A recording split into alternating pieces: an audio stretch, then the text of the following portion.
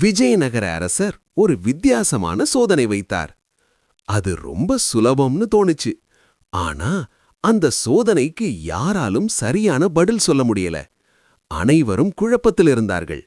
ஆனா ஒரே ஒருத்தர் மட்டும் சிரிச்சுக்கிட்டே இருந்தார். அவர்தான் தெனாலிராமன்.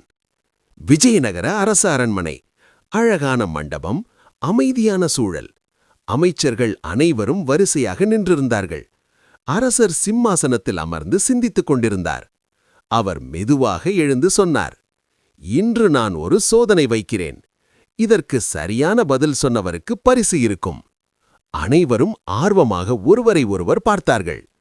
சுலபமான கேள்விதான் என்று அரசர் சிரித்தார். அந்த சிரிப்பிலேயே ஒரு சவால் இருந்தது. அரசர் ஒரு சிறிய வெள்ளிக் கிண்ணத்தை எடுத்தார். அதில் சுத்தமான தண்ணீர் இருந்தது. அவர் அதை உயர்த்திக் காட்டி கேட்டார், இந்த தண்ணீரில் என்ன இருக்கிறது? அனைவரும் உடனே சிரித்தார்கள். இது என்ன கேள்வி என்று சிலர் கிசுகிசுத்தார்கள். முதலமைச்சர் முன்னே வந்து சொன்னார், அரசே, இது தண்ணீர்தான். அரசர் அமைதியாக பார்த்தார். இல்லை. மற்றொருவர் சொன்னார், இதில் காற்று இருக்கிறது. இல்லை. மூன்றாவது ஒருவர் சொன்னார், இதில் எதுவும் இல்லை. அரசர் சிரித்தார். அதுவும் இல்லை. இப்போது அனைவரும் சீரியஸ் ஆகிவிட்டார்கள். இது என்ன பதில் என்று குழப்பம் அதிகரித்தது. அமைச்சர்கள் எல்லோரும் ஒன்றாக ஆலோசனை செய்தார்கள்.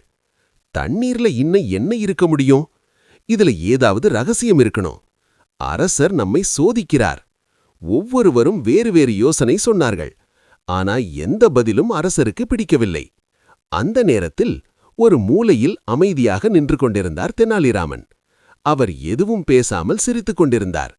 அதை கவனித்த அரசர் கேட்டார், தெனாலிராமா, நீ ஏன் சிரிக்கிறாய்? தெனாலிராமன் மெதுவாக முன்னே வந்தார். அவர் கிண்ணத்தை பார்த்தார். பின்னர் அரசரை பார்த்தார். சிறிய சிரிப்புடன் சொன்னார், அரசே, இந்த தண்ணீரில் வாழ்க்கை இருக்கிறது. அனைவரும் அதிர்ச்சியடைந்தார்கள். வாழ்க்கையா என்று ஒரே சத்தம். அரசர் சற்று முனைந்து கேட்டார், அதை எப்படி சொல்கிறாய்? தெனாலிராமன் அமைதியாக பேசத் தொடங்கினார். இந்த தண்ணீர் இல்லை என்றால் மரம் வளராது, பயிர் கிடைக்காது, மனிதர்கள் வாழ முடியாது, விலங்குகளும் வாழ முடியாது. எல்லா உயிர்களுக்கும் அடிப்படை இதுதான். அவர் ஒரு நிமிடம் நின்றார். அதனால் இந்த தண்ணீரில் வாழ்க்கை இருக்கிறது. முழு அரண்மனை அமைதியாக இருந்தது. அமைச்சர்கள் ஒருவரை ஒருவர் பார்த்தார்கள். இது நம்மால் நினைக்க முடியாத பதில் என்று மெதுவாக சொன்னார்கள். அரசர் மெதுவாக சிரித்தார். பிறகு எழுந்து நின்றார். தெனாலிராமா, நீதான் சரியான பதில் சொன்னாய். அனைவரும் கைத்தட்டினர்கள். அந்த சத்தம் முழு அரண்மனையையும் நிரப்பியது. சாதாரணமாக தோன்றும் விஷயங்களிலும் ஆழமான உண்மை இருக்கும். அதை புரிந்து கொள்ளத் தெரிந்தால் நாமும் புத்திசாலியாகலாம். நண்பர்களே, இந்த கதை உங்களுக்கு பிடிச்சிருந்தா ஒரு லைக் போடுங்க. உங்க நண்பர்களுக்கும் ஷேர் பண்ணுங்க. இன்னும் இப்படிப்பட்ட கதைகள் பார்க்க சப்ஸ்கிரைப் பண்ண மறந்துடாதீங்க.